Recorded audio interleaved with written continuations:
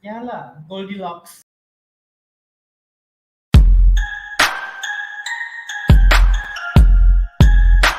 This is very interesting. So you better keep smiling. Yeah, so Megan. Sherry. I'm part of the winner zone.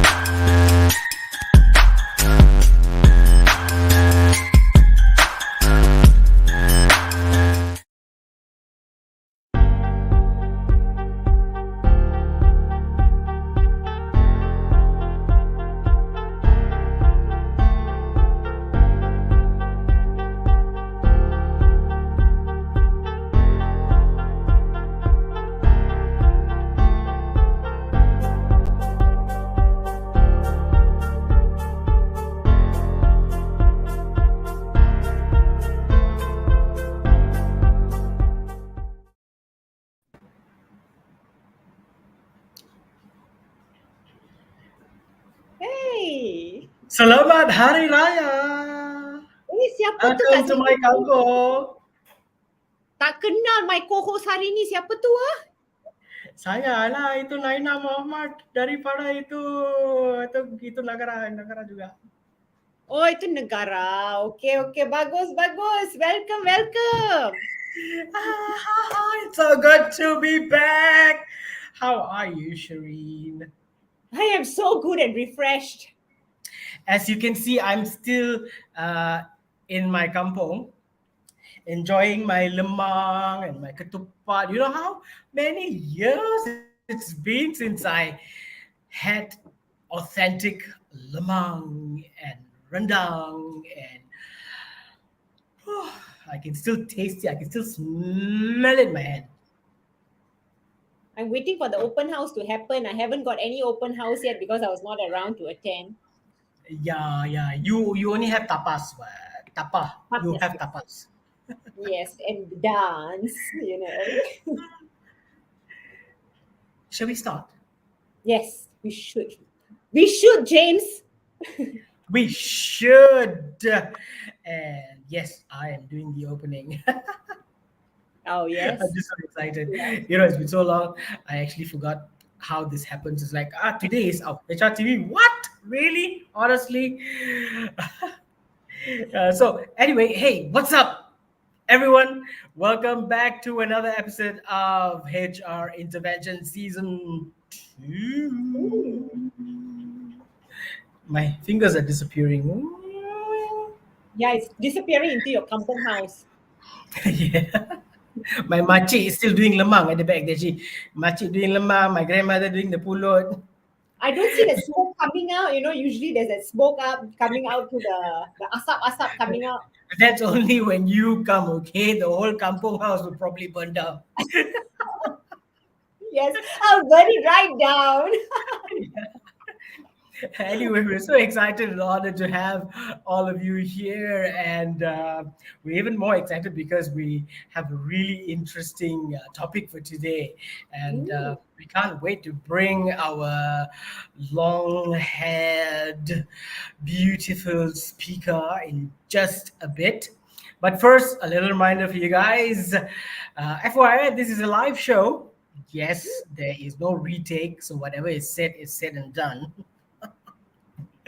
And we encourage engagement. So feel free to comment and chat with us in the comment section, whether you're tuning in from LinkedIn, Facebook, YouTube, MyTube, YourTube, whichever tube. Yeah. Yay. Habla español, señorita. Hey, you sesat sudah ke? You kat Malaysia ke kat Espanyol ni? I am a world citizen.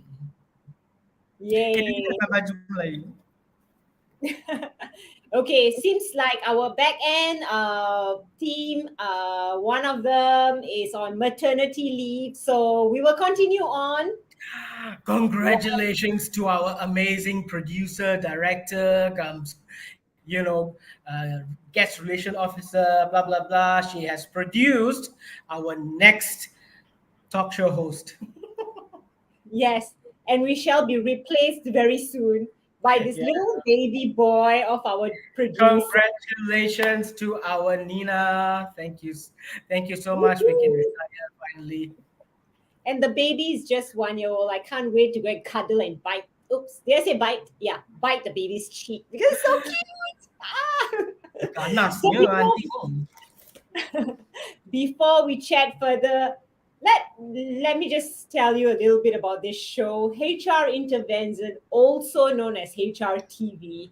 Well, it's actually an online talk show brought to you by Compass Mind Asia, which is a well-known corporate training company that helps organizations pop exponentially through their award-winning and proven corporate soft skills and team engagement training programs. Isn't that wonderful? So, in this show, we interview HR experts about everything related to HR, career, and even current HR trends. In fact, we're getting more interesting by the day, actually, or should I say by the month, James, right? It is getting interesting, or we are getting interesting. The topics are getting more and more hot and interesting. And so am I. Oh, I mean, yeah, the topic, yeah, truly. okay. Sendiri masuk bakul, sendiri kasih angkat. Bagus. Today we talk more bahasa because Hari Raya season. So we had 20 amazing episodes on actually some really huge topics during our first season last year. And this season, we've covered some great topics, including things like how to unlock customer centricity and innovation in your company.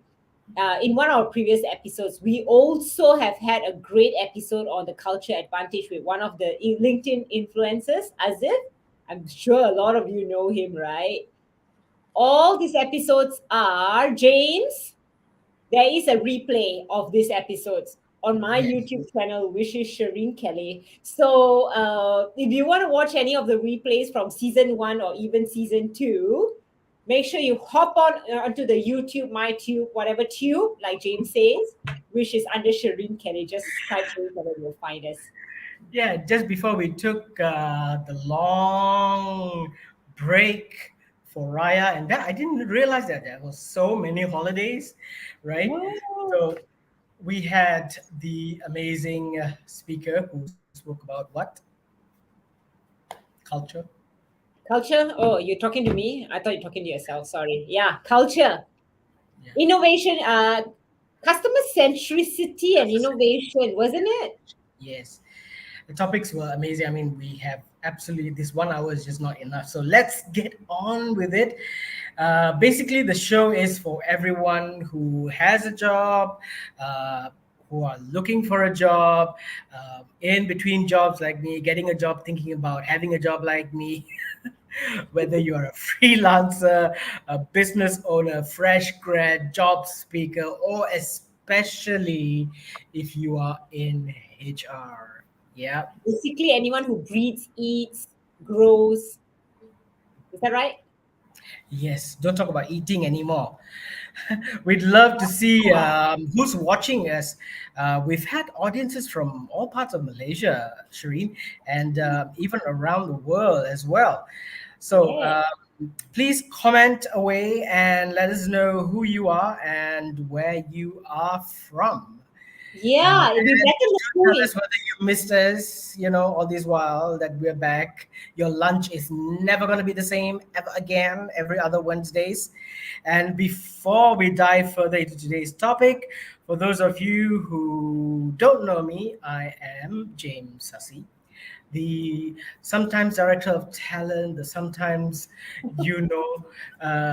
sesat daripada I don't know which airplane came from the typhoon, fell off from Turkmenistan.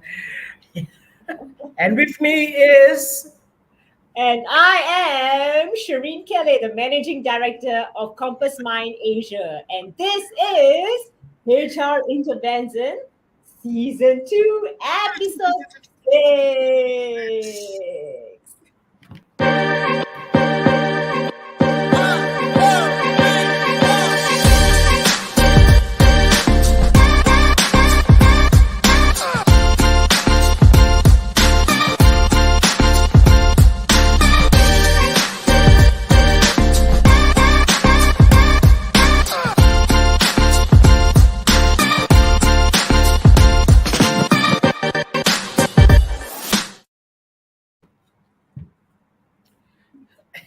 was just about to drink as well. Teh tarik. Teh tarik ah. Ayo, I need that too lah. Well, James, is it me or is our audience not commenting where are they from today? Because I seem to be seeing a different screen today. I don't know why. I don't know whether I'm getting the messages that everyone else is putting in. I have absolutely no idea. Okay, then let's go on.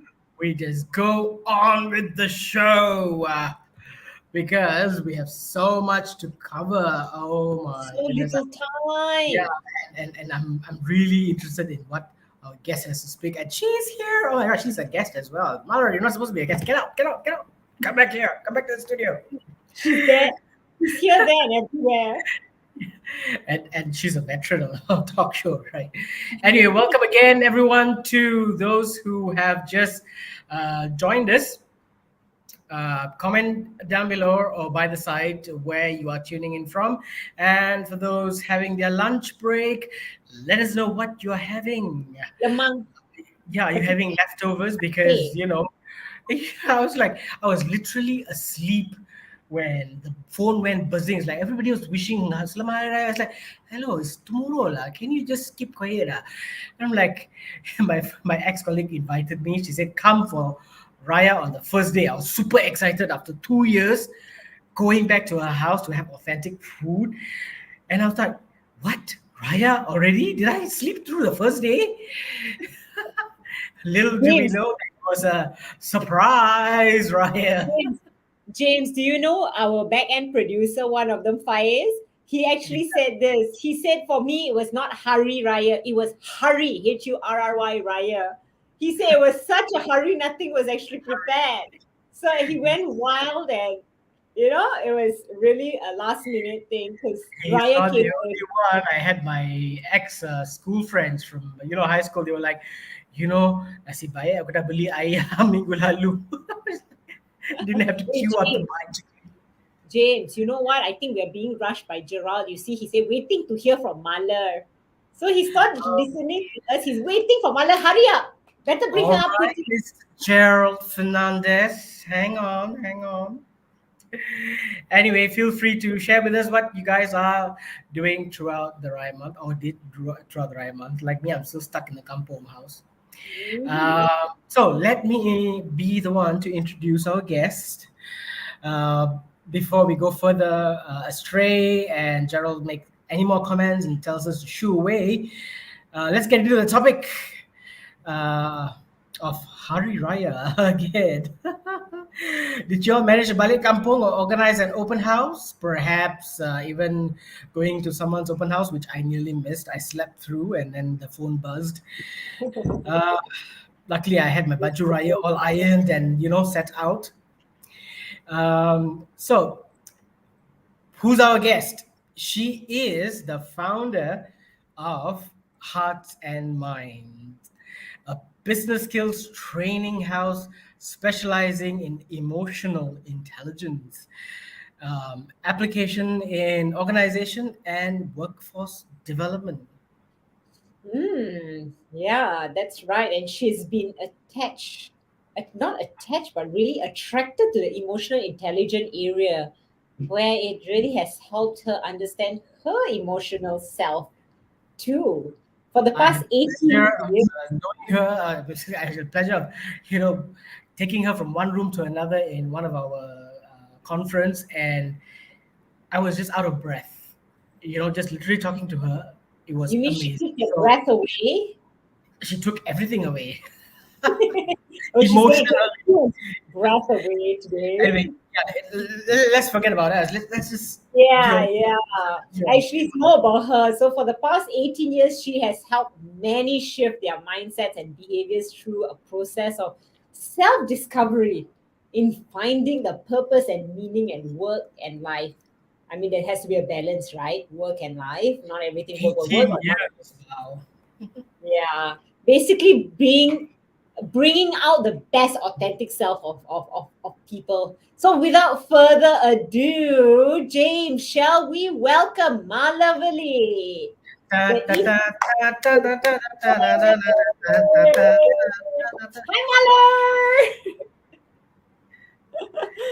Thanks for answering just Yeah. My internet was in and out for some reason today, and I heard James saying he took me from one room to another room and I took his breath away. So I just put that together and I said, okay, this is going to be fun. Yeah, I mean, Okay, I better make it that's the clear. topic. With regards to the topic, yeah. One room to another virtually, guys. Virtual. I said it was a conference. I said it was a conference, yeah. Yeah, you didn't say it's a virtual conference. So it's virtual conference taking Malar from one room to another virtually. And he And couldn't. Malar takes his breath away. So anyway, Malar, how are you doing today? I'm good. Thank you for having me. In this show, James. You've been a wonderful friend, even though we've just met. Shireen, we've met some time ago, but I mean, thank you for having me. And I'm glad that I'm wearing your color. Lah. Yay! Branding, man. Yeah. Thank you, thank you. Mwah. I love Mine, you. my nene in the kampong house she's wearing the sarong. So, yeah, whatever. James. So, Hi, Mrs. Sarjit Singh. Hi, Shireen and James. Sarjit here from Alosata. Wow, is that your hometown, or are you back for holiday? he's from there. Yeah, Alusta, Kedah punya Awesome. orang. So Another- Malar, we've given a little bit brief about you, and I'm sure we are all, especially me, I'm dying to know you more. So why don't you let us know a little bit about your casual self? You know, maybe where you're from, maybe also Alusta, like Sarjit is from, and some of your hobbies. Some skeletons in the closet. Just share. Okay, don't know about skeleton. So, hometown Ipoh. Oh, orang Ipoh ba? Orang Ipoh, and specifically from a little town or village or whatever you want to call it, called Buntung, which was known for gangsterism. So James didn't know that. That's why he's been messing around quite a bit, right? So that's where I come from. Yeah. I'm So a that's big boy. where I come from. And what would you closet skeleton a lot lah, but let me try a few.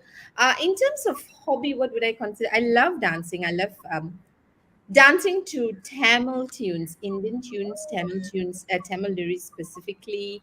I love Tamil movies. I'm as obsessed with very Tamil speaking stuff as I am obsessed with emotional intelligence. It's like, and trying to and the point older at- I grow, I'm trying I to realize I'm I trying to point love at the coconut tree. yeah. Why? I'm trying to point at the coconut tree.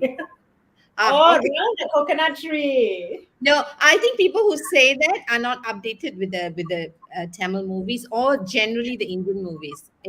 We've stopped running around the coconut tree, so just get updated, like James. Huh? No wonder it's very quiet these days back in my campo. They go up to the hills now and the beach sides. And we appear in bikinis too. Not just Yeah. we're very updated now. Just that that we are updated. I believe you. Whatever you say, I believe you. I think Yeah. today I'm going to get a jaw ache with both of you. Okay, go on. So what Hi, else? Major Dr. Prabhakaran Jaya Raman. Sorry. Welcome to the show. Sorry, Shireen and Malar just have to welcome our guests. Major, please do tell us where you're from. Anyway, go ahead. Juan Malar. No, I didn't know what other skeleton you wanted to know, but I thought you'd be interested to know I've got 3 children and 1 husband. That's also in the closet. My husband is in the closet most of the time. That's something people are very curious about. Okay, what else? I mean, you need to ask me what other secrets you want to get out of me. How come you've never exposed that husband out of the closet? No, it's nothing to do with Max. He's sitting. So whoever wants to meet my husband has to visit me at home. That's all. Oh, you mean not at our saloon lah that we planned for, right? No, no way. She is from Buntong. She said she's, a place where all the gangsters are. Yeah. So yeah. So my husband is the opposite of me. So he's home, he's quiet, he's wonderful. Just make sure, the wife gets all the limelight and that she's happy, because when she's happy, he's peaceful. Happy So wife, happy life. yes, peaceful life for my husband. Hopefully when I'm happy. So, James, do you have more questions about her skeletals in the closet, or shall we move on? One very very quick question, which hasn't been shared with you, but how did you start in this? I'm diving straight in. It's like there's this beautiful story that she told, right, during that conference, and it really touched me. So let's just start off with that. Okay. Yeah. So which beautiful story are you talking from birth or getting into training? Not from birth, but what is Later. the relation between that heart and mind? How did you come up with that? Oh, okay. So Yeah. I started with Hearts and Minds officially in the year 2000. So it's 22 years. And before that, I was already in training. So as many people, I come from a very poor background, and I thought a degree will sort of settle me in. And I did a professional qualification in company secretarial, after which I fell in love with training, right? Literally fell in love, you know. Attended a program, and then I woke up, like, because I watch a lot of Tamil movies. I woke up and I decided I can make a difference. And I dreamt about joining a training company that, where I attended the training and they had a vacancy. So I joined them. Long story short, time for me to leave. And I decided to start on my own because I realized that I had problems fitting in. So the problem was never with anybody else, always with me.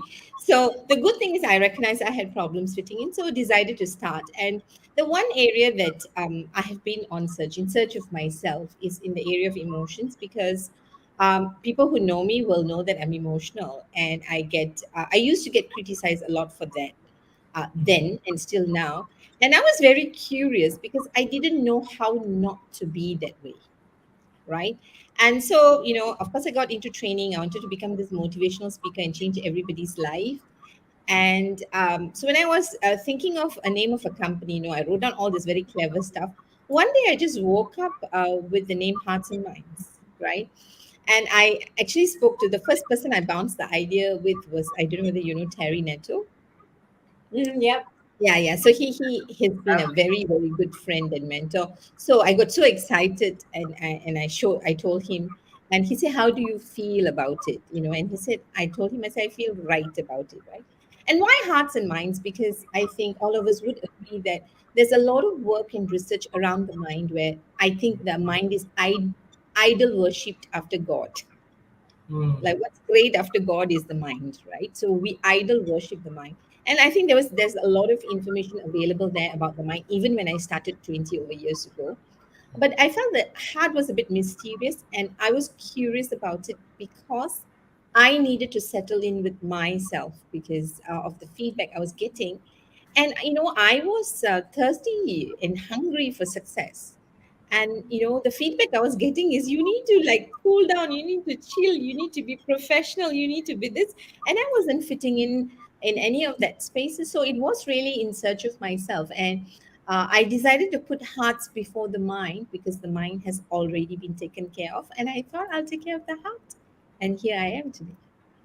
See, I Oh, told you. so sweet. I tear every time I hear that. It's like Touch. I really like how she, eloquently puts the whole thing, right, where she started, Sorry. what drove her passion, and where she is now. And you can see, I mean, I do attend your talk shows, Malar, and it's amazing that we share the same passion, all three of us, and hence that's why we are here, right? It's what Yes. drives us, right? It's what makes us happy. It's the heart and mind, the congruency factor. Yeah. Yeah, Thank it's true. So let's get started with just starting off with that beautiful story. Thanks, Malar. I just give a little overview about EQ to our audiences. We probably know people who are academically brilliant yet are socially inept. And Mala, please feel free to jump on in if you need to, yeah. And unsuccessful at work or in their personal relationships, our intellectual ability or IQ isn't just enough in achieving success in life. Is that right, Mother? That's what statistics says. Okay, all right. You rebut it later. Yes, our IQ does help us to get into college and land ourselves a job, but it's our EQ that helps us in managing stress, the emotions when facing situations such as sitting for an exam, a major exam, or managing difficult conversations and situations at work, managing work overload, managing conflicts, and many others. So both IQ and EQ exist in tandem and are most effective when they build off each other. Like you say, the heart and the mind also they work in tandem. Yeah. So let's find out further what EQ is. And we've got so little time and so many questions to ask you, Mother. So let's get started with the first question. Set? All good? Yay. So many companies are focusing more on increasing the performance until it reaches an optimum level using EQ at the workplace. But what are the trends that are driving the needs to increase this performance using EQ in especially large organizations? Okay. So, when I think about the question, what I would say is that I don't think many companies are focusing on increasing performance using EQ. I think companies are interested in increasing performance. Mm, But Full what, stop. yeah, Yeah. but what research is showing is that because they've tried everything else, they're looking for what else can I do to increase performance? Because we've tried this, we've tried change, but we've tried all sorts of things. We've been in learning and development, right? We yeah. jump from wagon to another wagon to another wagon, right? And we are trying a lot of things, but what statistics did show up right before the pandemic is that EQ is one of your top skills that you require to be successful. Now, to be fair, EQ was actually popularized by Daniel Goleman more than 30 years ago. So it's been there and we've not paid attention because our problem was not big enough Mhm. for us to use EQ. And now the numbers are showing up to say, hey, you know what? We've used all of this, we've got these results, but we're still not happy. Now we think there's another missing piece, and that is called EQ. And so I think organizations are now forced to look at what else can we do to increase performance is where I think not just organizations, I think individuals too, because what you don't measure don't get, you won't get it, right? So we were measuring other things, so we knew how to get to that level of performance. Today our measurement has shifted, all right? And Sharon, you'd agree with me with all the things that we're talking about. One is pre-pandemic, WHO had already told us that mental health is going to be the number two challenge for corporations to deal with because it affects our performance, right? And I think what the pandemic has done is probably has brought it to an urgent state. So we know a lot of things, but we don't act on it until it is really affecting our, I would say, being functional, right? So I think that's why organizations are paying attention to it. Now, one is we have been talking about it, but whether we believe it or not, I'm not too sure, right? It's like the trends, it's nice to say we are people centric, right? But our systems and structures don't, whether they are people centric is questionable. And I think that's why what you do is really important for us to talk about whether what we say and our systems actually match what we aspire to be. So I don't think so. And what the trends are, I think if you look at, I don't know whether I'll call it the latest trend, what are the issues that we are experiencing? So the 2 years has one helped first individuals to relook at their priority because we now know life is really short. Mm. Mhm. Yeah. We used to talk about it, but to have experienced grief, death over 2 years, and so if we had reflected in the last 2 years and we are continuing to act on the choices or decisions and lessons that we learned during pandemic, so some things that you hear us talking about, success looked different pre-pandemic. Success is beginning to reshape itself post-pandemic. Mhm. So at an individual level, at an organizational level, and of course globally, right? And so what's now happening is that we realize life is really short, life is really uncertain. we need to get our priorities right. Mm. Yeah. And I think individuals are at a space, people who have choices are in a space where they are re-looking and reinventing themselves to say, this is the kind of life I want to live. And as Mm. such, my career choices are going to be different, Mm. right? So we were in the space, especially in Malaysia, right, Shireen? I'm not sure whether you'd agree with me. Every time we run training, you will know how whenever we're talking about problems and challenges at work, we feel that we owe our life to bosses. How we can jaga hati, right? Like you really have to look after people who are more powerful than you. Now, that I believe will slowly shift. We're not talking about it loudly, but it will shift, right? It's going to shift because we realize now we have to jaga hati diri sendiri dulu, right? So I need to look after myself for me to be then to do whatever I need to do through my career. So you find that now people seem to be more careful about their choices. In the past, in HR, if you, and I always say this advertisement that says, you need to die for the company. Oops, no, that's not how they do it. They say that, our conditions are, it's a stressful job. We need people who can work well under stress. Now, those kind of language is not going to work as much as it used to work before, because now if you put that up, people are going to say, is that what I really want? Mm. Yeah. Yeah. Right?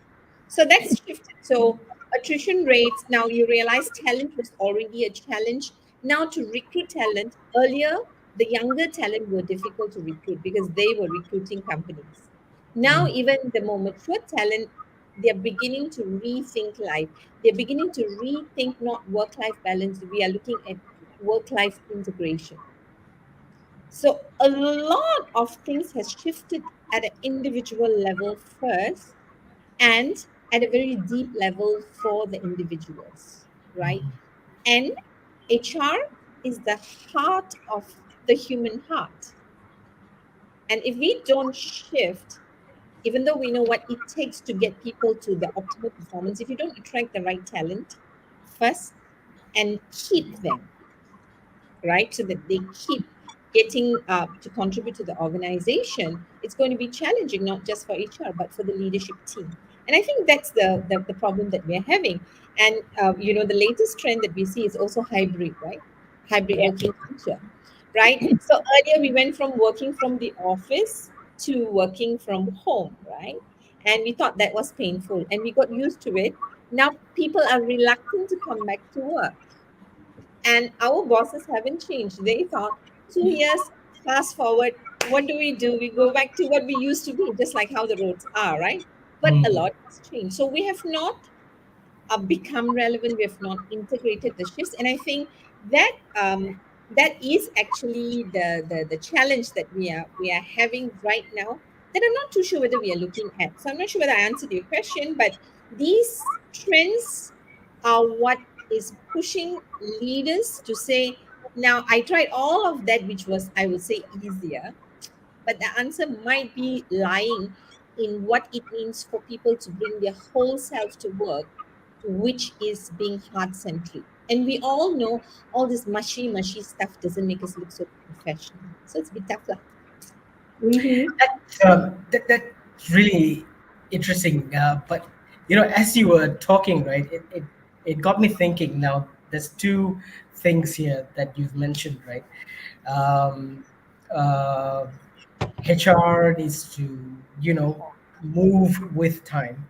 Now, the disparity between the ages, one, right, where management we see as the old school, and then we have the new gen. Now the Gen Z is in. Um, what Going away from the questions that's already here, I did warn you, right? I Doris. row the boat and throw you into the. So the disparity in this two, right, different age gaps. Mm. um, do we also see a disparity in terms of EQ where these age gaps are? Who is better and who is worse? One. And going further beyond Malaysia, right?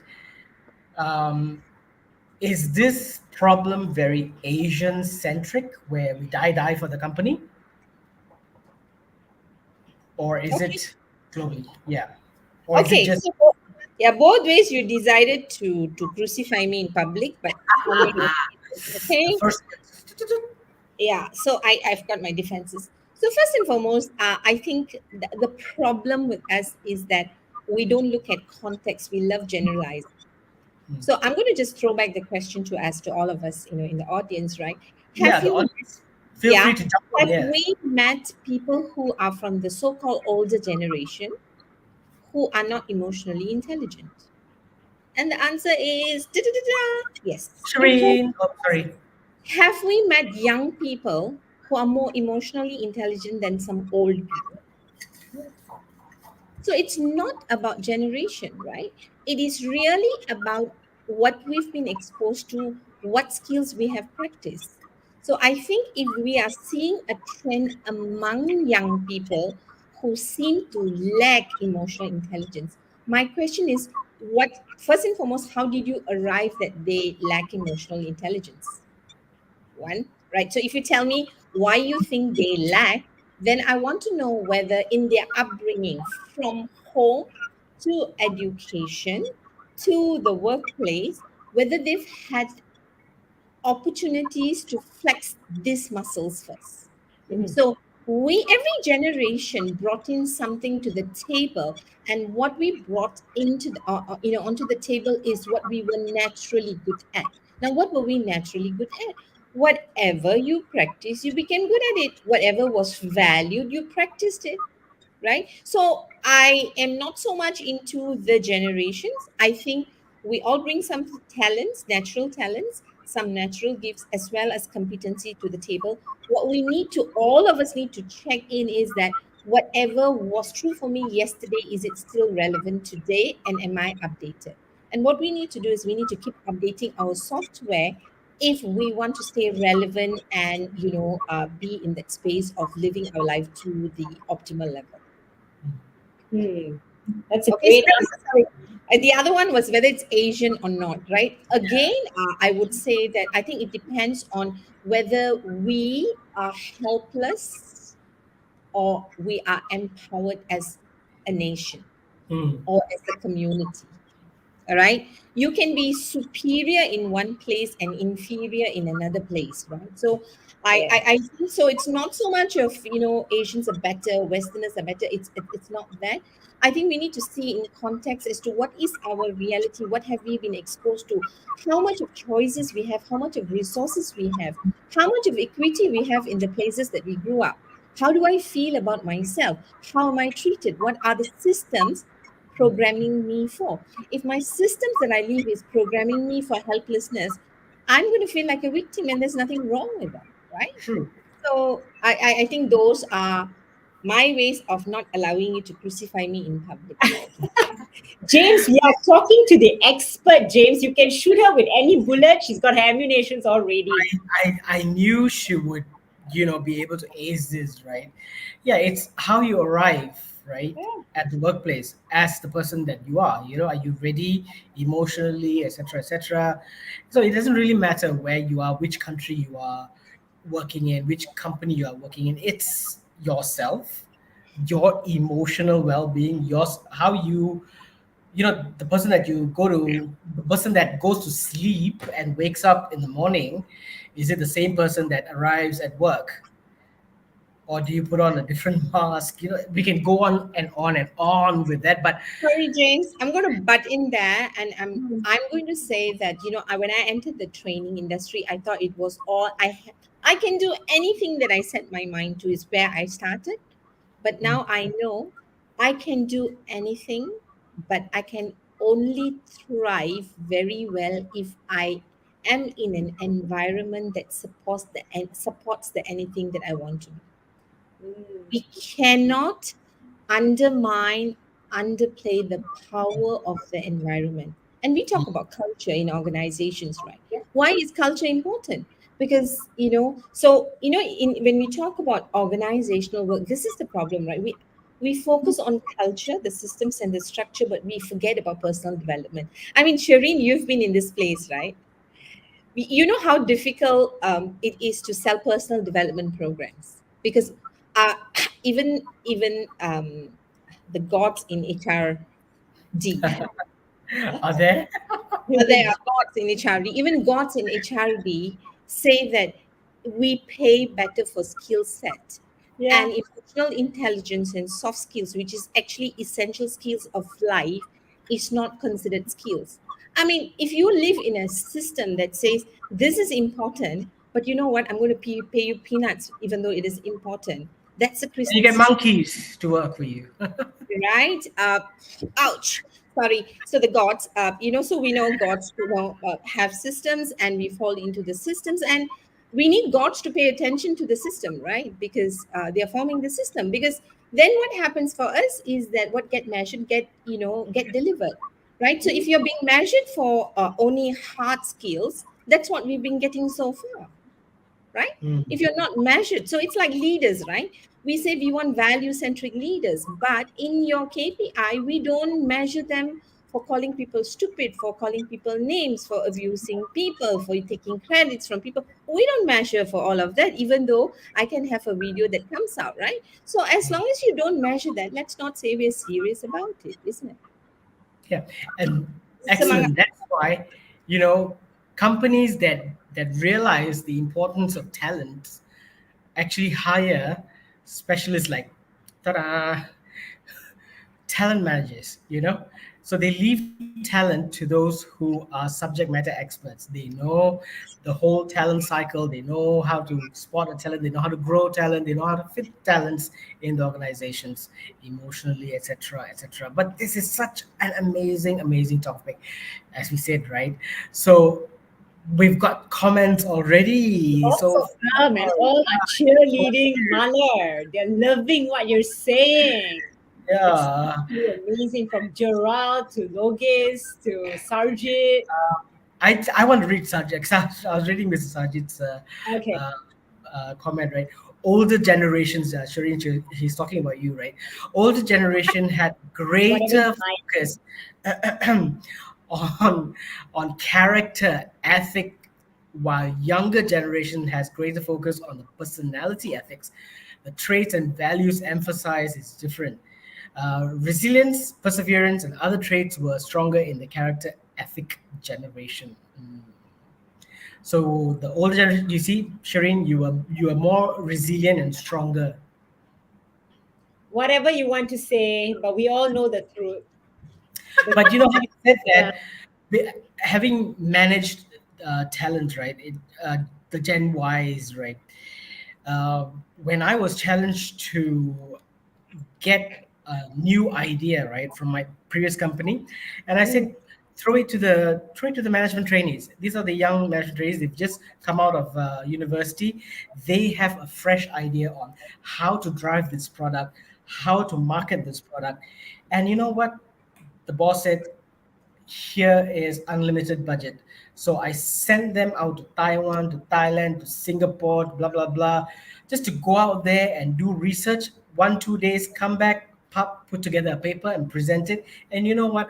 Out of 10, suggestions, 9 was adapted. How amazing is that, right?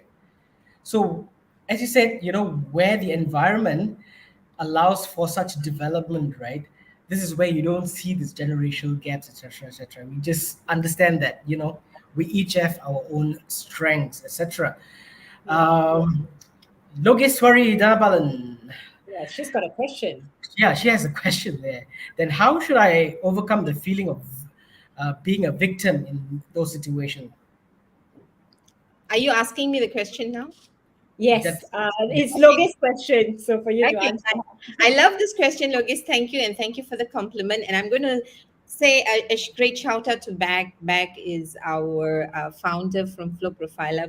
Love you for joining us, Gerald for always being there, and Sarjit for joining, and Dr. Prabha just now. So thank you very much, and hi to Daniel and Logis for the compliment too. So then, question is, how do I overcome the feeling of being victim in those situations? Right? I think I'll tell you what I do.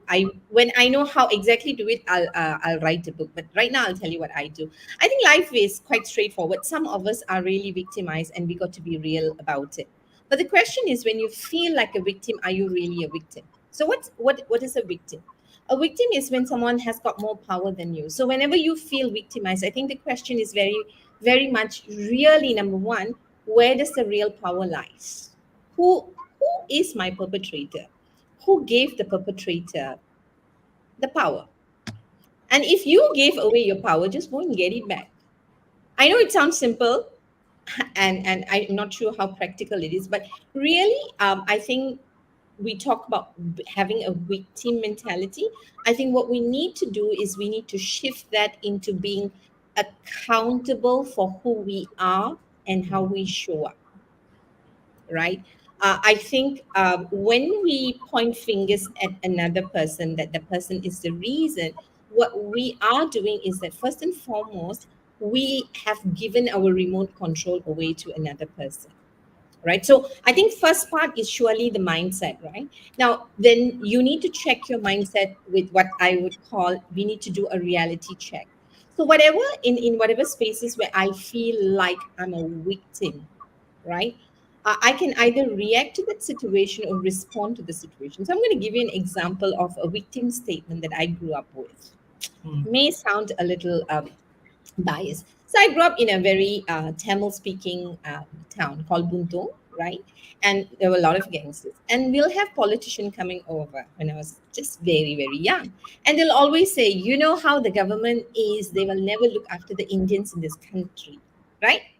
Because they want to tell you, I am your caretaker. But you know what? I don't know what happened to my brain.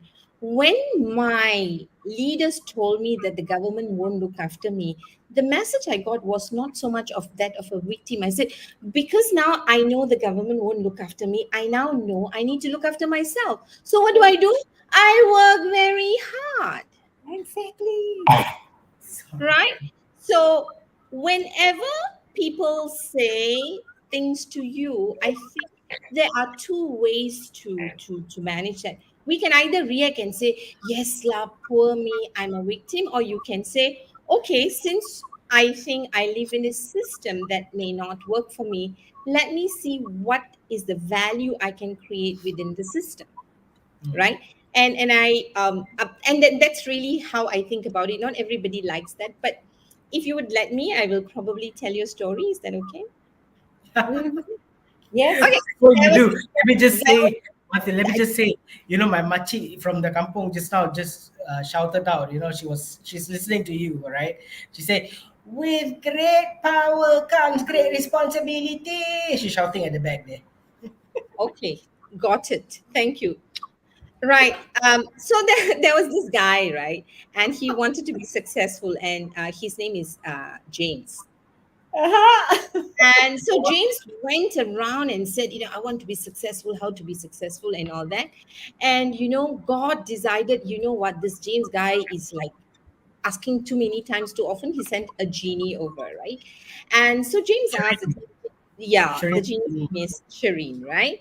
And so James asked Shireen, hey, I want to be successful like you, what to do? And Shireen said, very simple, very, very simple. And she showed him the wall and said, push the wall and you will become successful. So James pushed and pushed and pushed. Did the wall move? It didn't. So James got so annoyed because people were laughing at him because nothing was changing. He got so annoyed one day, he was really upset and he was screaming away. Shireen appeared again. And Shireen said, hey, what's your problem? And James said, I asked you for help. You go and tell me to push the wall. Everybody's laughing at me. Nothing has changed, right? And then Shireen said, hello, James, come. And she held James and she took him to stand in front of the mirror. And he looked and he said, whoa.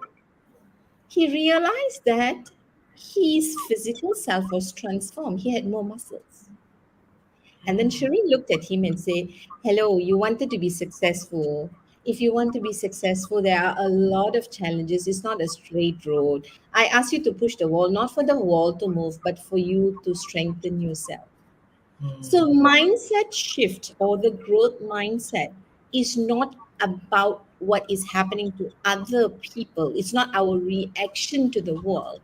It is our response to ourselves so that we move ourselves from a victim mentality to become the victor that we are meant to be. And for that, first, we need to be fit to face the uncertainties of the world. Finish my story. Thank you very much. You I'm see, speechless. my wall is from Hogwarts. You see, I go through the wall. It goes And I'm through. unspeechless. I tell you, this is what I was saying, right? It's amazing the way we. Easy. It's so simple and factual, right? But a lot of the times we don't think about it until we are like, Logos, where it says when you are put in that situation, which actually happened to me as well in my previous organization. But you know what I chose to do? I chose to be the better person, and I walked away. I was like, you need me, right? If you're gonna shout at me, I'm like, sorry. Malar just raised her eyebrow, Yeah, I mean, I bring value to the company. I bring something of importance to the company. If you don't see it, if you don't value me for the person that I am and what I can bring, for the experience that I have, and you choose to be the one that grabs the remote and says, presses my buttons all the wrong ways. I was like, you can have the button and the remote and the battery. Bye. Everything. Okay, You know come, why? let's. You know why? Because there is something called self-worth. Of course. Mm. Yes. Nice. Yeah. So let's come to So many questions. I'm like, okay, Oh my we are. God. Jerome has a question, James. I know. So he said, excellent, Mala. You see another cheerleader, pom pom. I've had the privilege to be exposed to Flow Profiler. This would be an excellent tool for organizations. Perhaps you could share on how Flow could lead to optimal performance. But before that, stop press. We have somebody from down under, Ms. Yeah. Beck Thomas from Australia. Welcome. Glad you could Good join time, us. right? Yeah. She's the magician, the visit, and the founder behind the flow that Gerald is talking about. Right. The G. So the visit is here. Welcome back. Actually, I just connected to Beck and we were chatting. Oh, nice. Didn't know the connection. Let me warn you, Shireen, you will fall in love with her, so be careful. You know what? In the third message, I'm already in love with her. Don't talk about the flow. Let's Okay. save that for the next topic. We will have Ms. Beck talking about the flow, Nice. right? Beck, you're on. If This you're will listening flow to nicely to the flow, Joe. Flow Jobo. Okay, anyway, just to let you all know, I am seriously enjoying this whole session, Mala. I love it, love it, love it. And guys, if you guys are also loving it as much as I am, give Mala lots of hearts and likes. Maybe hearts will be better. Let's give her lots of love. So, James, we've got so little time left. What question Yeah, shall but we I want to ask this very, very important question. Okay, ask. It is said that EQ, or emotional quotient, is the key in achieving optimal performance, since that is the topic here, right?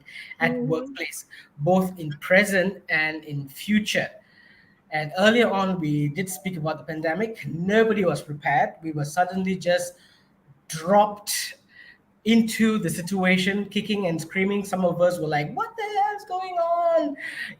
All kinds of things went on. If you looked at some of our previous shows, we covered quite a few topics during the pandemic itself to help HR personnel to understand better on how to better manage their people, right? So let's now move on, taking stock of what we went through. So what is it in the future in terms of EQ? What can we expect the outcome? I mean, what monsters have we created? Or what monster has the COVID created? I don't think a COVID created any monster except for the losses that we've experienced. I think what COVID has done, I'm going to use the word fortunate, is bring forward the awareness that we would have only had maybe in 5 years later if it's not for COVID. So if you think whether it's hybrid working, talent, all the things that we're talking about, the great resignation, COVID just brought it forward. That's all, right? I am not discounting the grief, the pain that we all have experienced. That's one thing. But I think COVID has also taught us a lot of lessons, emotional intelligence lessons, right? Because imagine before COVID, we took relationships for granted. We took the coffee for granted. We took meetings for granted. People didn't like training. Training became entrainment, right? It has to be edutainment, right? But what has COVID done for us? COVID has helped us has given us perspective of what is really important for me, because all of us have experienced losses. All of us have felt insecure in our jobs, right? All of us realize how lonely it became when we were cut away from the system. All of us realize when we were isolated that no man is an island, right? Now, these are things that we were working for pre-COVID, right? We are promoting independence. We are promoting, being on your own. We are promoting look after yourself. We were not looking at the importance of community, the importance of connection. But when we didn't have it, because we had it, right, to a certain extent, right? But during COVID, when all of this was taken away, look at how mental health issues has gone up, Yep. depression has gone up, right? So we obviously not working well is what I'm recognizing with COVID, right? So if you look at EQ and optimal performance, I think without EQ has always been in the pipeline in the last 30 years, but I don't think we were as serious, number one. Number two, I think the sad thing for me, as I would say, I'm obsessed with EQ, very proud about my obsession. We are talking about the heart and we're educating the head. It's an irony. Yeah. If you, right, you here we are, we're saying emotional intelligence, you're feeling, right? And you have people who get sent to emotional intelligence class. Sharing, you can please disagree with me, who get sent for EQ classes. People who are expressive, people who show emotions at work, because it's considered a weakness. The macho people, the one who make everybody's life miserable because he or she is cool on the outside, doesn't have to attend EQ programs, right? So I think we've got this first, the puzzle of EQ. I'm not sure whether we understand emotional intelligence, number one, whether we understand emotions and the power of emotions in a man, in a human. I think being emotional is being human. Being emotionally intelligent is being humanly intelligent. I think we're missing that part, right? Yeah. So when you take emotions out of a human, you're not so human. You become AI, is what we call it now. Right? So we have created what James said, the young generation who behave like AIs, not because they lack something. We created the system and we took away the gift of being human. We took away the gift of failing. We took away the gift of vulnerability. We took away the gift of crying. We took away the gift of expression. We took away what it means to be human because we couldn't deal with it. We can't deal with tears. We can't deal with bad news. We can't deal with weaknesses. We took it away and now we have created a problem. Now we are looking for the solution, right? Most of us say it's like, I've got enough drama at home, like, I don't need that in the office as well, right? Yeah, if you deal with your drama at home, then the work won't be drama anymore because people give you a chance to work with the drama at home so that you become skilled. Way. You deal with the drama at home, you can deal with all dramas at work. And Right? yet you tell the children, stop crying, don't cry. Boys don't cry. Girls who come out, no, the worst thing, Shireen, now is this, right?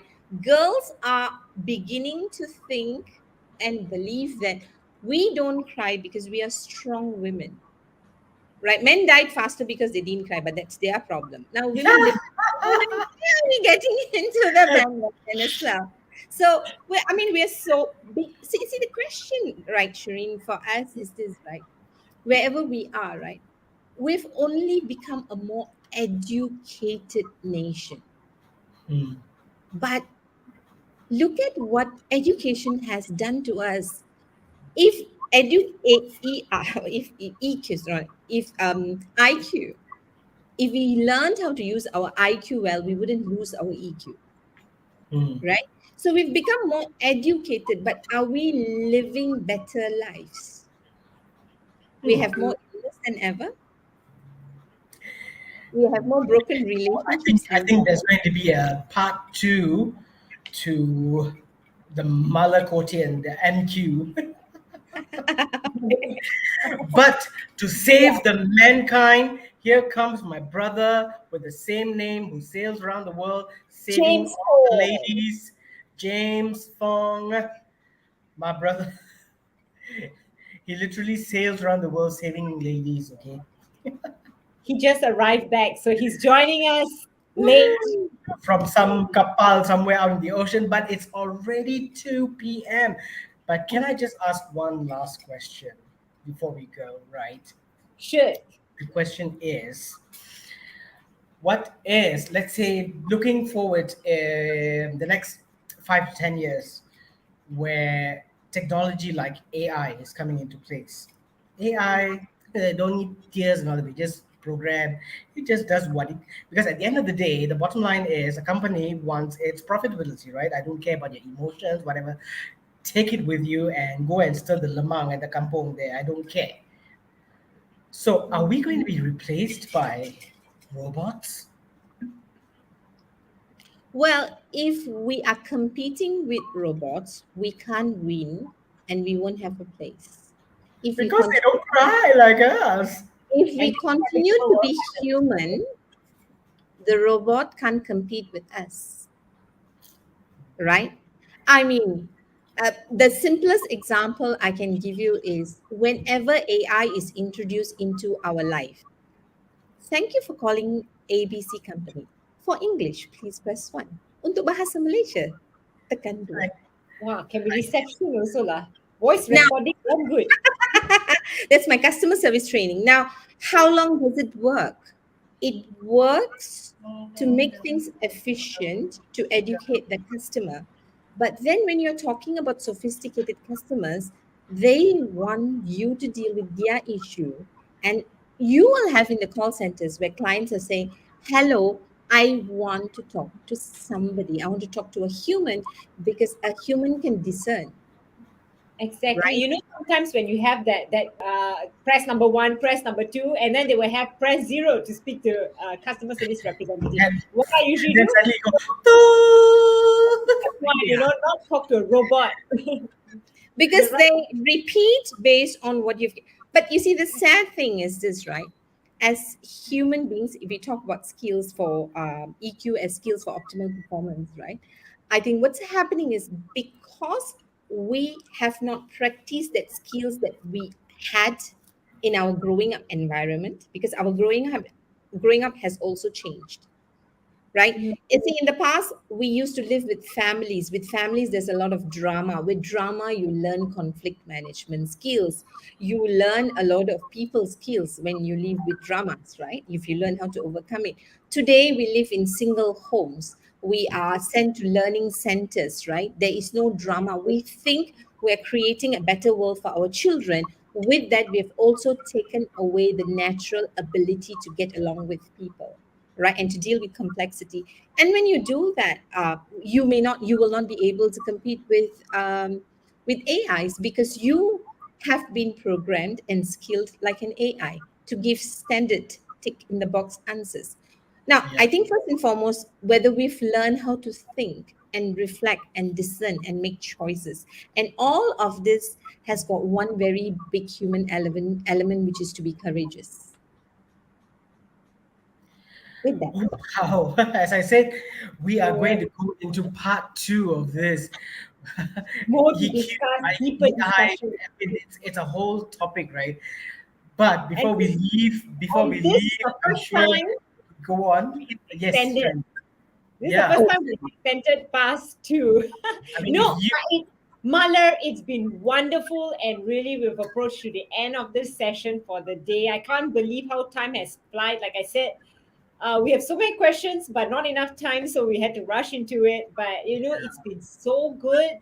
Thanks so much, Malar, for such an amazing and insightful session. Like James mentioned, we'll definitely have to have a part two because there's so much more to discuss. There's so much more of sharing. I see you're gonna so much of oozing out. We're gonna be flowing into part two, but before we do close properly, I mean, leaders, remember, you hold big power. I mean, Yeah. when you talk about optimal performance, please always remember the connection between the heart and the mind. Somebody asked me this question: if you are, part of the body, organ, right?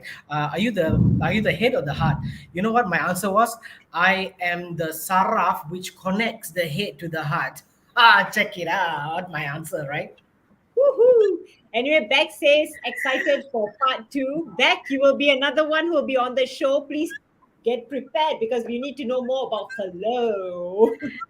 Yes, and to our Muslim friends, we wish you Selamat Hari Raya Maaf Zahid and Batin. We'll see you guys on the next episode of HR Intervention. Serious discussion Discussions only. only. Next.